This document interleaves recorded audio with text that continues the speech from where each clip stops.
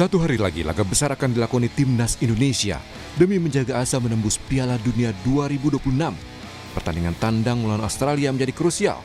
Timnas tidak boleh kalah dalam laga ini. Seluruh pemain Timnas Indonesia yang dipanggil untuk laga melawan Australia telah tiba di Sydney. Ragnar Oratmangun menjadi pemain terakhir asuhan Patrick Kluivert yang tiba di Australia. Laga melawan Australia menjadi kunci karena Indonesia saat ini berada di posisi ketiga klasemen kualifikasi Piala Dunia Grup C zona Asia. Peringkat pertama dan kedua akan lolos otomatis, sementara peringkat 3 dan 4 masih terbuka jalan untuk lolos Piala Dunia melalui babak playoff. Skuad Patrick Kluivert menggelar latihan di lapangan setelah sebelumnya mengikuti latihan ringan di pusat kebugaran. Tampak dalam video ada penjaga gawang Timnas Martin Pas, bek Jordi Amat, Shane Patinama, Ramadan Sananta hingga Rafael Strijk. Latihan perdana digelar sebelum Timnas menggelar official training sehari sebelum laga melawan Australia. Supporter Timnas Indonesia pun menaruh harapan besar kepada jajaran kepelatihan di bawah Patrick Kluivert. Mantap, dia kan pemain Belanda, hebat itu. Makanya saya hari ini pakai ini, gitu kan. Prediksi campur harapan, maka harapan kita Indonesia harus menang, itu harapannya. Dan prediksinya ya bisa mirip-mirip dekat ke situ. Kita memang harus menang dan pasti menang. Untuk pelatih memang kita belum tahu ya, tapi kan kita bisa membaca dari kepelatihan beliau di tempat ataupun negara lain. Mungkin itulah yang dipandang oleh PSSI untuk bisa maju ke depan. Belum tahu juga sih kinerjanya kayak gimana kan. Paling ya semoga bisa lebih baik dari sebelum-sebelumnya. Itu aja sih. Melihat perjalanan Patrick Kluivert sebagai pelatih di laga perdana, legenda Belanda itu tidak pernah kalah. Kluivert sudah 4 kali menjadi pelatih sebelum menangani Timnas Indonesia. Dalam laga perdana melatih FC20, Kluivert menang 5-0. Begitu juga saat melatih Timnas Curacao. Dan terakhir, mantan pemain Ajax Amsterdam itu meraih hasil imbang saat perdana menangani klub Turki Adana Demirspor. Pemerintah Indonesia mendukung maksimal perjuangan Timnas menuju Piala Dunia 2026. Presiden Prabowo Subianto berterima kasih kepada semua pihak yang telah mendukung PSSI hingga bisa membentuk Timnas yang kuat. Presiden bilang dirinya sudah berkomitmen mendukung sepak bola Indonesia. Kata Presiden, Timnas Indonesia harus masuk ke Piala Dunia. Kita sekarang memperlancar semua peraturan, kita ringkaskan, kita perbaiki perangkat-perangkat dan piranti-piranti peraturan regulasi yang perlu diperbaiki. Memperlancar usaha-usaha PSSI untuk membentuk tim nasional yang tangguh. Saudara-saudara sekalian, saya sudah komit, saya akan mendukung sepak bola nasional ini. Saudara-saudara, Indonesia harus masuk Piala Dunia. Itu tekad kita. Dalam 1 pekan ke depan, pecinta sepak bola tanah air punya harapan besar kepada Timnas melakoni laga kualifikasi Piala Dunia melawan Australia dan juga Bahrain. Tim Liputan Kompas TV.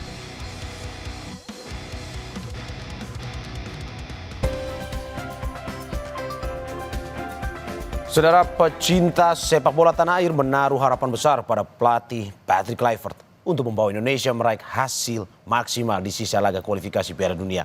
4 laga sisa menjadi penentu langkah Indonesia, dimulai melawan Australia. Bagaimana kans Indonesia meraih poin? Seperti apa juga antusiasme warga Indonesia di sana untuk mendukung Timnas? Kita tanyakan pada Ketua Garuda Australia, Osvaldo Giovanni, yang sudah bergabung. Selamat pagi, Mas Osvaldo. Selamat pagi, Mas, dari Sydney. Dari Sydney, 4 jam ya, lebih cepat dari Indonesia. Betul. Ya, oke. Dan juga bersama kita pengamat sepak bola Erwin Fitriansyah. Selamat pagi, Mas Erwin. Selamat pagi, Kompas TV. Selamat pagi, Mas Osvaldo. Terima kasih. Pagi, Mas Erwin. Ya. Sudah bergabung di Dialog Sapa Indonesia Pagi pada hari ini.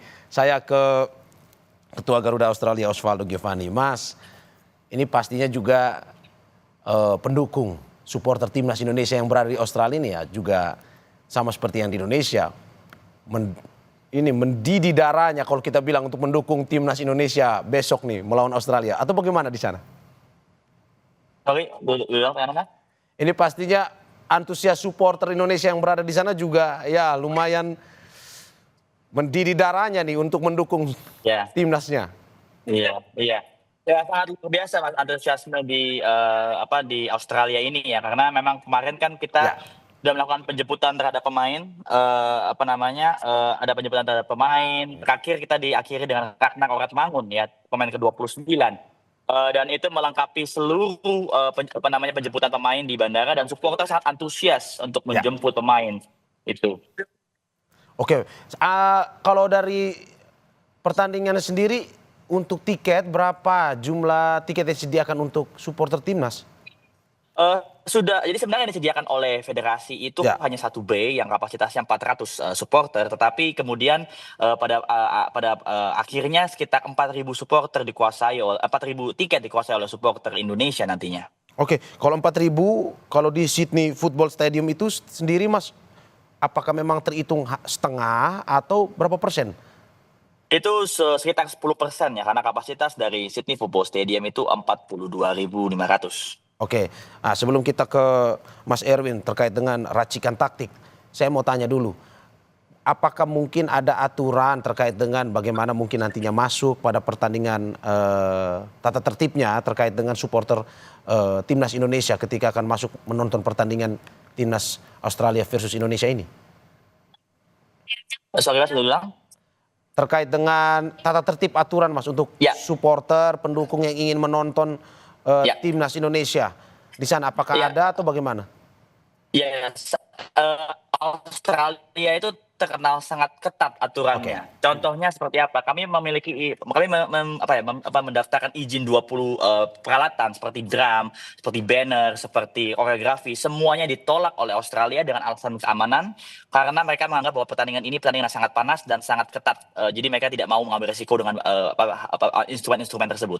Jadi itu cukup menyulitkan bagi supporter Indonesia sebenarnya. Tapi ya namanya supporter Indonesia akan selalu ada cara untuk meramaikan stadion, begitu sih Mas. Oh, berarti sangat panas ya, dalam arti bahwa warga Australia pun juga sama seperti antusiasnya sama seperti warga Indonesia, di mana ini menjadi sebuah pertandingan yang sangat ditunggu-tunggu atau gimana? Ya karena memang bagi Australia ini kan pertandingan yang sangat ketat juga ya, dalam arti Indonesia dan Australia hanya 1 poin terpaut dari satu sama lain, dan siapapun bisa saja lolos ke Piala Dunia, dan pertandingan antara Indonesia dan Australia kan menjadi kunci ya. Artinya siapapun yang kehilangan poin di Sydney bisa jadi kehilangan tiket ke Piala Dunia. Jadi mungkin itu menjadi disadari oleh pihak stadion dan juga oleh federasi. Mereka mau menghindari hal-hal yang mungkin rusuh di stadion, jadi dengan menghindari membawa instrumen-instrumen ke stadion seperti itu. Oke, ini menarik juga kalau kita ngobrol soal stadion, karena mungkin banyak warga Indonesia yang tidak mengetahui bagaimana sebenarnya stadion di Australia sana, tempat berlangsungnya laga Australia versus Indonesia, bagaimana gemuruhnya, bagaimana magisnya stadion di Australia yang pada akhirnya mengundang Indonesia untuk bermain di sana. Bagaimana Mas kalau menjelaskan terkait dengan stadionnya, bagaimana dengan pendukungnya, bagaimana juga dengan atmosfernya, seperti apa itu, menjelaskannya seperti apa Mas? Ya, stadion di Australia ini ya, kalau kita bicara mungkin Sydney Football Stadium itu sangat berbeda dengan stadion di Indonesia misalnya. Kenapa? Karena sejauh ini ya, kemarin saya baru saja ke Sydney Alliance Stadium seperti yang dilihat mungkin di layar kaca para pemirsa saat ini.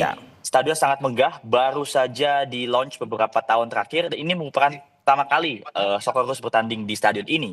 Stadion ini mungkin tidak besar, hanya 42.500, tidak sebesar BGBK, tapi sangat rapi, sangat teratur, sangat bersih, dan itu yang mungkin bisa kita pelajari juga dari stadion ini, dan itu sangat kecil ya stadionnya, dalam arti jarak dari lapangan ke stadionnya ke tribun sangat dekat. Jadi kalau supporter kemudian nanti ada bersorak atau berteriak, itu akan sangat didengar oleh para pemain, membuat stadion ini jadi sangat angker mungkin hitungannya bagi para pemainnya gitu. Oke, ini menarik ya. Walaupun pada akhirnya kita bertanding ke kandang lawan, cuman atmosfer yang dirasakan oleh warga Australia pun sama seperti warga Indonesia. Mereka menanti-nantikan pertandingan ini. Saya ke Mas Erwin. Mas Erwin, debut perdana Patrick Kluivert. Bagaimana Anda melihat 30 pemain sudah disiapkan untuk pertarungan besok melawan Australia? Ya tentu nggak mudah yang dihadapi oleh pelatih Patrick Kluivert dan para pemain Indonesia karena harus menghadapi Australia di kandang Australia dan Australia ini kan juga sama posisinya belum aman ya untuk ke Piala Dunia, untuk lolos ke Piala Dunia. Sama dengan Indonesia, sama dengan China, Bahrain, dan Saudi Arabia. Australia poinnya 7, sementara tim lainnya Indonesia, Saudi Arabia, Bahrain, dan China ini sama poinnya 6. Jadi selisihnya hanya 1. Apapun yang terjadi di pertandingan nanti, itu akan sangat mempengaruhi posisi semua tim yang ada di grup ini, kecuali Jepang. Kalau Jepang sudah relatif aman ya. Jepang itu sudah susah untuk dikejar gitu dan trennya lagi bagus. Jadi buat Australia ini pertandingan yang sangat penting. Begitu juga dengan coach Patrick Kluivert gitu. Jadi pertandingan pertama menghadapi Australia di kandang Australia dalam posisi yang seperti sekarang itu tentu nggak mudah bagi pelatih serta pemain. Cuma memang coach Patrick ini memiliki pemain-pemain yang di era kepelatihan coach Sintayong itu sudah sempat bermain ya. Ini kan materi pemainnya adalah kerangka timnya, sebagian besar adalah pemain yang juga bermain di fase-fase sebelumnya. Jadi memang ada keuntungan tapi juga ada tantangan juga bagi Coach Patrick karena dia hanya memiliki waktu yang sangat sedikit untuk bisa tahu, untuk bisa mengenal pemain-pemainnya secara utuh, secara lengkap. Praktis kan mungkin hanya 3 hari pemain ini berkumpul bersama secara lengkap ya. Ada 4 pemain baru tambahan, Mas. Menurut Anda ini sebuah kabar baik buat timnas Indonesia untuk menambah daya gedor atau bagaimana sebenarnya? Ada 2 sisi mata uang. Jadi pemain baru itu yang jelas menambah variasi pilihan pemain bagi pelatih ya dengan pemain baru yang secara individu bisa dibilang mereka ini ya pasti berkualitas. Kalau nggak berkualitas kan nggak akan dimasukkan ke ke Indonesia, nggak dimasukin ke tim Indonesia, nggak dinaturalisasi. Tapi di sisi lain itu tadi bahwa pemain-pemain baru ini kan sama sekali belum pernah bermain dengan pemain yang sebelumnya, ya kayak Joy Pelupesi dan kawan-kawan ini nggak pernah main sebelumnya dengan Tom Hai gitu. Jadi ini sebuah tantangan juga sama seperti pelatih itu mereka harus beradaptasi dengan rekan-rekannya, mereka juga harus beradaptasi dengan taktik strategi dari Patrick Kluivert. Jadi kehadiran pemain baru ini ada 2 sisi yang bisa dilihat sih. Oke, ini berarti soal non teknis ya Mas. Apakah memang sebenarnya kesulitan Mas dalam arti tadi Anda sudah sempat mengatakan mereka sebelumnya belum pernah bermain bersama tetapi ini punya kemampuan yang di atas rata-rata. Apakah memang pada akhirnya permainan di lapangan akan dipengaruhi oleh faktor non teknis seperti komunikasi akibat juga belum pernah bermain bersama atau gimana? Ya tentu sisi itu juga pasti ada ya. Jangankan pemain yang belum pernah bermain bersama sebelumnya. Kalau sudah pernah bermain bersama tapi sudah lama nggak latihan sama-sama kan juga perlu waktu juga untuk membangun kerjasama ya, membangun rasa saling pengertian di lapangan. Jadi sisi non teknis itu juga pasti juga ada gitu. Cuman bagaimana meminimalisir gitu ya keadaan-keadaan yang kurang menguntungkan atau tidak menguntungkan bagi tim ketika berada di lapangan. Apalagi kan pressure-nya juga pasti lebih tinggi karena di stadion di Australia juga sangat mungkin dipenuhi oleh pendukung tuan rumah. Jadi tekanan pressure-nya juga pasti sangat tinggi di saat pertandingan. Apalagi juga 2 tim ini sama-sama pengen lolos kan. Poinnya juga sama-sama ketat dan ini pertandingan yang sangat-sangat penting bagi kedua tim. Oke, Mas ini berbicara soal history, track record dari Patrick Kluivert di pertandingan perdana tidak pernah kalah. Apakah memang ini menjadi salah satu semacam sebuah magis bagi Patrick Kluivert untuk pada akhirnya bisa menang di pertandingan kali ini?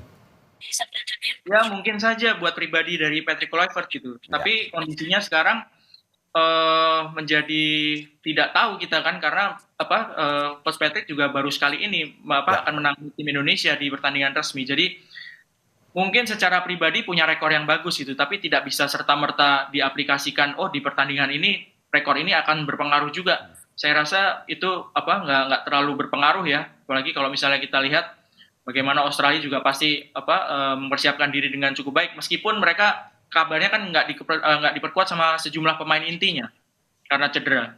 Oke, berarti kalau kita bisa bilang Patrick Kluivert tidak menemukan kesulitan ketika harus di debut perdananya ya Mas ya, dalam arti bahwa komunikasi pemain bisa terjaga, taktik pun bisa diimplementasikan kepada para pemain.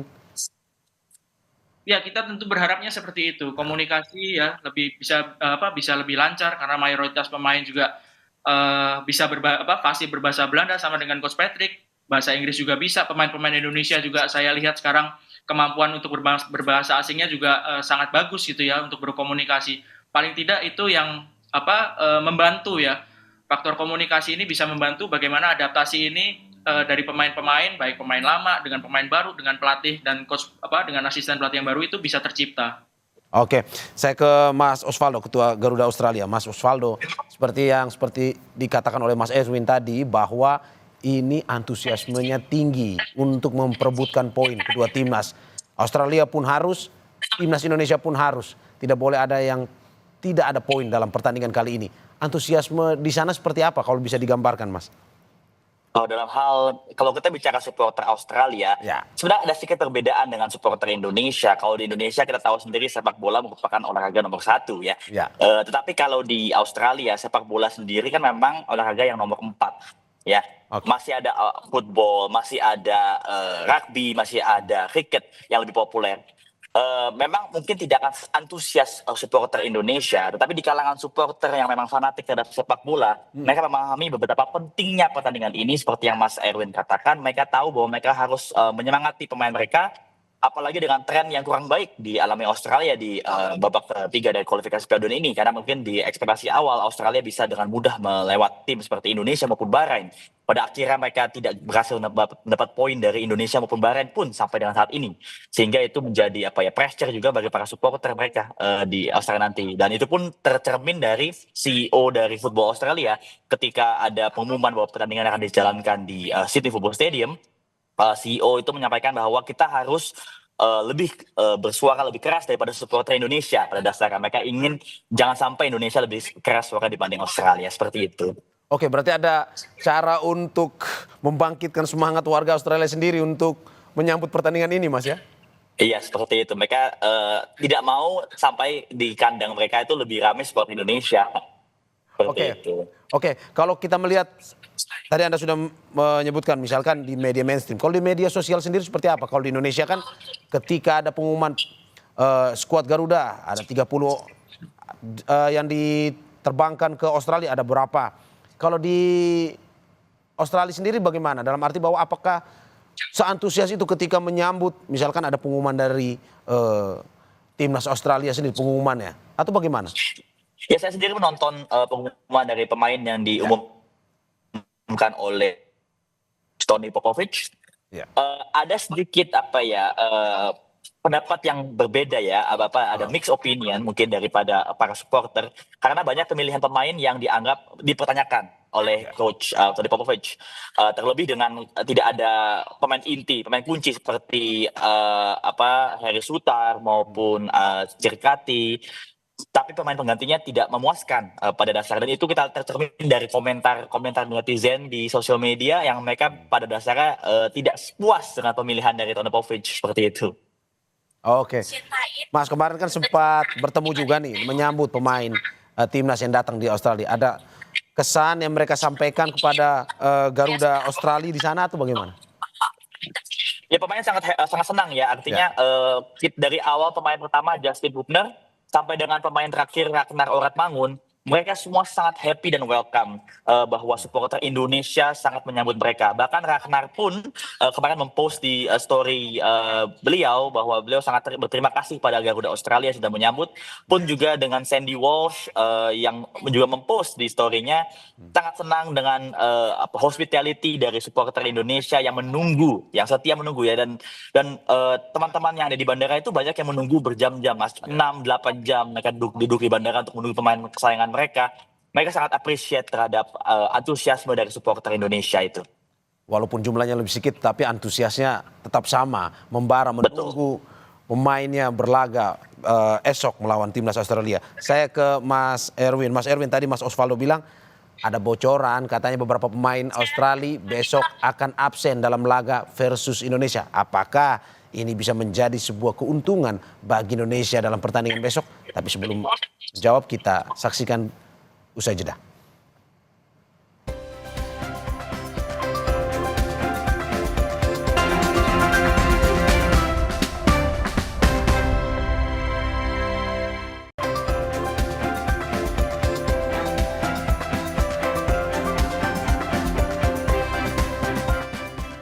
Saudara, sebelum kita ke dialog, kita lihat dulu klasemen grup C kualifikasi Piala Dunia zona Asia.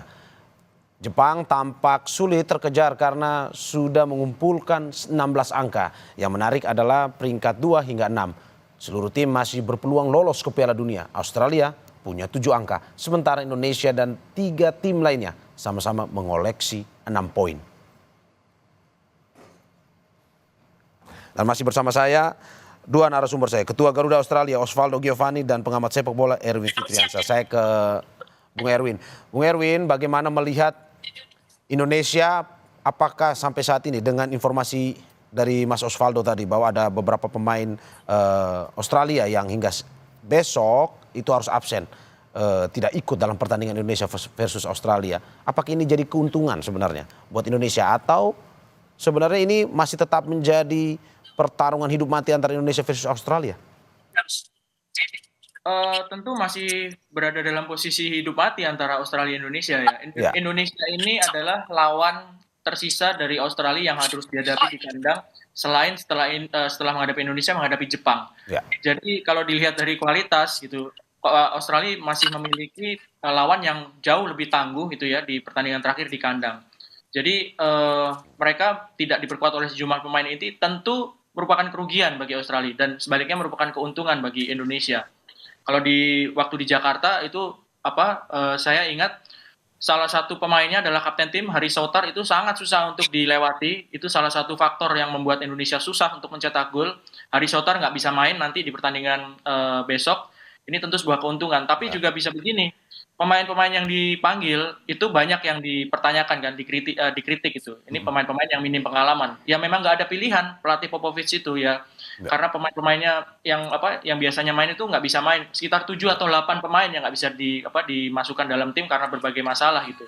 Tapi di sisi lain itu tadi bahwa pemain yang biasanya tidak pernah mendapatkan kesempatan, kalau dikasih kesempatan itu bisa jadi mereka keluar motivasinya menampilkan permainan terbaik. Nah ini yang juga harus diantisipasi oleh Coach Patrick Kluivert gitu. Ketika pemain Australia yang biasa menjadi cadangan dipanggil ke timnas dan mereka memiliki semangat yang lebih luar biasa gitu karena ingin membuktikan diri, ini bisa menjadi hal yang tentu berbahaya bagi Indonesia. Oke, Mas Erwin, kita bahas teknis lebih detail lagi terkait dengan Indonesia versus Australia ini. Prediksinya 4-3-3, Mas. Formasi yang akan diturunkan oleh Patrick Kluivert pada pertandingan besok. 4-3-3 posisi menyerang. Apakah besok sebaiknya Indonesia versus Australia kalau menurut pengamatan Anda bermain menyerang 4-3-3 atau lebih baik bermain bertahan? Yang penting curi-curi poin aja lah. Seri ataupun menang kalau untung. Yang penting tidak kalah. Kondisinya begini, tentu semuanya bersemangat, tentu semuanya optimis Indonesia ini bisa melangkah sejauh-jauhnya di fase ini ya, bisa lolos gitu ya. Tapi dalam hal ini kita juga harus realistis bahwa yang dihadapi ini adalah tim yang sudah beberapa kali lolos ke Piala Dunia, tim yang mapan ya di kawasan ini, tim yang mapan gitu, meskipun diperkuat oleh sejumlah pemainnya. Soal formasi bisa jadi 4-3-3 atau 3-4-3 atau 4-5-1 ini belum pernah digelar sebelumnya dan Coach Patrick ini kan dan asistennya nggak banyak memberikan komentar sebelum pertandingan kan. Ya. Banyak membocorkan seperti apa maunya gitu ya. Jadi kita hanya bisa memprediksi aja gitu. Kalaupun misalnya 4-3-3 atau 3-4-3 atau 4-5-1 atau berapapun 4-2-3-1 yang akan dimainkan, rasanya akan lebih realistis kalau misalnya bermain itu nggak terlalu frontal menyerang ya. Nggak terlalu frontal menyerang. Mungkin seperti ketika menghadapi Arab di pertandingan pertama ya. Nunggu di belakang sambil memanfaatkan serangan balik yang cepat. Mungkin itu yang paling realistis ya. Entah itu bermain dengan formasi apapun, tapi gaya terlalu frontal menyerang itu saya pikir akan sangat berisiko gitu. Kita main di kandang Australia. Tapi sekali lagi bahwa kita perlu untuk mengambil keuntungan ketika pemain Australia itu banyak yang nggak bisa main gitu ya. Oke, jika memang kita harus lebih ke dalam, lebih bertahan, bagaimana dengan posisi pemain bertahan termasuk kipernya, dalam arti bahwa saat ini dari sektor kiper Martin Paes menjadi nomor 1, tetapi dengan datangnya Audero, bagaimana penilaian Anda? Saya rasa Martin masih memiliki peluang yang sangat besar untuk menjadi kiper utama, mengingat dia juga sudah bermain beberapa kali dengan rekan-rekannya ini kan ya. Waktu lawan Australia di Jakarta dia juga sudah bermain. Jadi faktor itu yang membuat Martin mempunyai keuntungan ya, kelebihan dibandingkan dengan Audero yang baru kali ini bergabung bersama timnas Indonesia. Oke. Kalau untuk kiper yang dengan berasal dari asli Indonesia sendiri, apakah memang masih punya peluang dalam arti untuk pertandingan versus Australia dan juga di kualifikasi Piala Dunia Asia ini? Peluang tentu ada, tapi saya pikir peluangnya cukup kecil karena ya itu tadi bahwa realita bahwa Martin lebih banyak mendapatkan kesempatan sebagai kiper utama di beberapa pertandingan terakhir ini kan dia pegang itu. Jadi peluang bagi kiper Indonesia Nadeo ataupun Hernando ada tapi kecil ya. Kalau di posisi kiper kan kalau nggak kipernya cedera atau terkena scoring itu kan kiper cadangannya nggak main. Apalagi kalau kita lihat di posisi kiper juga sudah ada Emil Audero kan. Oke, saya ke Mas Osvaldo. Mas Osvaldo, bagaimana melihat antusias? Tadi Anda sudah menjelaskan terkait antusias. Lantas besok ataupun mungkin hari ini adakah pemain lagi yang datang, dalam arti informasi yang Anda dapatkan mungkin yang ingin bergabung atau bagaimana? Untuk pemain kemarin malam pukul 10.30 waktu setempat itu sudah lengkap pemain ke-29 yaitu Ragnar Oratmangun tiba di Sydney. Jadi sudah lengkap, mereka akan menjalankan training hari ini, informasinya di stadion, pitch testing di Allianz Stadium. Kalau nggak salah slot mereka di jam 7 malam waktu setempat, jadi jam 3 malam WIB. Oke. Untuk besok sendiri Mas, jam berapa akan dibuka stadion untuk terutama untuk supporter timnas yang ingin menonton pertandingan dan juga aksesnya akan seperti apa? Ya, untuk stadion akan, kalau nggak salah gate dibuka jam 7, tetapi supporter Indonesia akan sudah datang ke stadion jam 5.30 di depan gate 1. Kami akan nyanyi chant, kami akan berikan dukungan kami kepada para pemain kami di stadion, dan kemudian masuk ke stadion akan terus bernyanyi sampai dengan peluit penuh. Oke, apakah setelah pertandingan mungkin saja dari Garuda Australia punya kesempatan untuk bisa ketemu langsung dengan para pemain yang baru saja selesai bertanding atau bagaimana? Akan ada bagi kami yang pertama kita akan ada Tanah Airku ya. Kami menyanyikan Tanah Airku, itu merupakan sudah tradisi kami. Nyanyikan Tanah Airku, kemudian kami sudah bilang juga kepada Bapak Sumarji juga bahwa kami meminta pada JIZES untuk datang ke tribun supporter Indonesia. Kami ingin berinteraksi, ingin memberikan apapun hasilnya, menang kalah atau seri, kami akan tetap memberikan apresiasi yang sebesar-besar pada tim nasional kami agar mereka semua juga merasa senang bisa bermain depan supporter di Sydney. Seperti itu, Mas. Pun juga apakah ada juga Mas yang datang ke hotel tempat menginapnya para pemain ini untuk memberikan semangat atau bertemu langsung, mencoba lihat-lihat, curi-curi lihat dikit lah pemain timnas Indonesia yang datang ini? Ya, untuk hotel maupun tempat latihan kami sudah mengimbau juga kepada para supporter sebenarnya untuk tidak datang. Kami pun tidak datang karena kami ingin menjaga privasi dan juga menjaga persiapan mereka agar tidak terganggu. Seperti itu sih, Mas. Oke, berarti antusias tetap terjaga tetapi juga memberikan ruang privasi kepada para pemain untuk bisa menjaga stamina untuk mempersiapkan diri untuk pertandingan besok nih Mas ya? Betul, karena persiapan mereka sangat singkat. Terlebih misalnya contoh Kevin Dix baru tiba kemarin malam juga. Itu kan persiapan Kevin Dix itu kurang dari 48 jam kasarnya. Dari sejak perjalanan jauh yang jauh sekali dari Copenhagen menuju ke Sydney itu hampir 1 hari perjalanan. Jadi kami ingin agar mereka maksimal persiapannya, recovery-nya agar full lah. Karena intinya kan kami ingin agar Indonesia menang ya atau di Sydney. Jadi kami ingin memberikan waktu bagi mereka agar persiapkan diri mereka sendiri. Seperti itu sih. Oke, Mas, untuk tiket sendiri 10% yang diberikan kepada supporter timnas Indonesia apakah sudah habis terjual atau masih ada sisa, Mas? Siapa tahu mungkin dari Indonesia ada yang ingin nonton atau WNI di sana yang masih belum dapat tiket. Dan gimana cara belinya sebenarnya? Ya, sebenarnya 10% itu adalah tiket yang sudah kita kuasai ya. Artinya tidak ada penjelasan resmi dari Federasi Socceroos mengenai berapa sih kuotanya. Tetapi tiket itu masih tersedia tapi sangat terbatas. Jadi bagi supporter yang mungkin ada di Sydney, ingin menonton besok masih bisa beli di website di Ticketek namanya.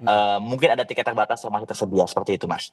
Oke, ini terkait dengan tadi ada tata tertib yang Anda sampaikan. tidak boleh bawa banner supporter timnas Indonesia, dalam arti bahwa datang ya takut ada kejadian-kejadian yang tidak diinginkan. Apakah memang tata tertib ini juga diberlakukan kepada supporter timnas Australia atau bagaimana? Saya kurang paham ke situ karena memang sebenarnya dari ketika mereka memberikan respon bahwa kami tidak boleh membawa drum, tidak boleh membawa banner yang besar, Ya. itu kami sedikit melakukan protes atau appeal karena supporter dari Saudi maupun supporter China, Tiongkok ketika bertanding di Australia itu diperbolehkan untuk membawa. Tapi kami tidak mau banyak membahas soal itu karena kami yakin pasti Socceroos punya pertimbangannya tersendiri, stadionnya juga berbeda, mereka punya pertimbangan tersendiri. Kami supporter Indonesia akan menghargai peraturan tersebut sekalipun kemudian mungkin Australia boleh membawa, kami akan tetap respect. Tapi yang pasti kami pastikan adalah supporter Indonesia tidak akan tinggal diam. Kami akan tetap bersuara bagi timnas kami di stadion besok. Oke, saya ke Mas Erwin. Mas Erwin, ini berbicara soal lini serang. Tadi kita sudah bahas kiper, ini lini serang. Oleh Romeni, Mas, apakah besok sudah siap untuk menjalani debut perdananya? Sudah layak menurut Anda? Kita berharapnya siap pasti ya. Karena Ole ini kan striker ataupun pemain yang ditunggu-tunggu gitu ya. Ditunggu-tunggu untuk bergabung karena harus diakui lini serang Indonesia di posisi striker itu butuh sekali pemain yang bisa tampil tajam, bisa menjadi andalan gitu ya. Dan Ole ini salah satu pemain yang diharapkan bisa memecahkan kebuntuan susahnya para pemain Indonesia untuk mencetak gol khususnya di sektor striker. Jadi saya sendiri juga pasti juga banyak yang berharap Ole bisa dimainkan besok, bukan cuma sebagai pemain cadangan tapi juga menjadi pemain starter, menjadi pemain inti karena itu tadi bahwa ada banyak harapan yang ditumpukan pada Ole untuk bisa membantu ketajaman dari lini depan Indonesia. Oke, kalau susunan starter 11-nya dari kiper sampai ke penyerang, prediksi Anda seperti apa? Ya, kiper Martin Paes, di kiri Calvin Verdong, di kanan Kevin Dix. Ini kalau Kevin Dix bisa pulih sepenuhnya dari cedera yang sempat dialami dia. Di back tengah kalau misalnya pakai 4 pemain belakang, duet back tengahnya Hilger sama Jay Izes. Di tengah ada Tom didampingi oleh Joy Pelupesi. Di kiri Rafael Strike, sayap kiri, di kanannya Eliano. Di belakang striker mudah-mudahan Marcelino bisa main, bisa menjadi pemain yang penting juga. Sementara di depan menjadi striker oleh Romeni. Oke, Mas, melihat timnas Australia yang sampai saat ini belum pernah terkalahkan, bahkan bisa menahan imbang Jepang 1-1, besok pertandingannya prediksi Anda akan seperti apa dan harapannya akan seperti apa? Sorry Mas, saya koreksi Mas. Australia pernah kalah di kandang sendiri lawan Bahrain. Bahrain ya? Ya. Ya, lawan Bahrain mereka kalah dan ini salah satu contoh bahwa Australia itu bisa dikalahkan gitu ya. Bahkan Tidak mustahil bagi Indonesia ya? Iya, sebuah contoh bagi Indonesia bagaimana cara mengalahkan Australia meskipun nggak bisa langsung di copy paste ya, tapi ini bukti bahwa Australia kalah di kandang tuh pernah, meskipun mereka juga pernah menahan imbang Jepang di Jepang ya. Ya, 1-1 ya. Ya, jadi sangat mungkin pertandingan berjalan ketat ya, sangat mungkin berjalan ketat dan saya mencoba untuk realistis Indonesia bisa membawa pulang 1 poin ya. Kalau bisa 3 poin, alhamdulillah syukur, tapi minimal 1 poin itu ada rasa optimis ya sekarang ini. Oke. Saya terakhir ke Mas Osvaldo Giovanni. Mas Osvaldo, bagaimana harapan supporter timnas Indonesia yang berada di Australia saat ini untuk pertandingan besok? Ya, tentu kami paham bahwa banyak pemain Australia yang absen ya, seperti yang disebut oleh Mas Erwin sebelumnya. Tapi Australia tetaplah Australia, langganan Piala Dunia, ranking dunianya tinggi, kemudian head-to-headnya jauh unggul daripada Indonesia. Buat kami realistis. 1 poin direbut dari kandang Australia, atau seperti yang Mas Erwin katakan ya kalau 3 poin ya syukur alhamdulillah, siapa yang nggak mau. Tapi ya realistis 1 poin rebut dari kandang Australia itu menjadi modal yang sangat penting bagi kami untuk bisa terus meneruskan perjuangan kami untuk ke Piala Dunia 2026 seperti itu. Seperti yang dikatakan Mas Erwin, tidak ada yang mustahil dalam pertandingan ini. Apalagi Australia pernah kalah, Indonesia pun punya kesempatan besar untuk bisa mengalahkan Australia besok. Terima kasih narasumber saya, Ketua Garuda Australia Osvaldo Giovanni dan pengamat sepak bola Erwin Fitriansyah atas apa yang disampaikan pada pagi hari ini. Terima kasih Bapak-Bapak. Terima kasih. Sehat-sehat selalu.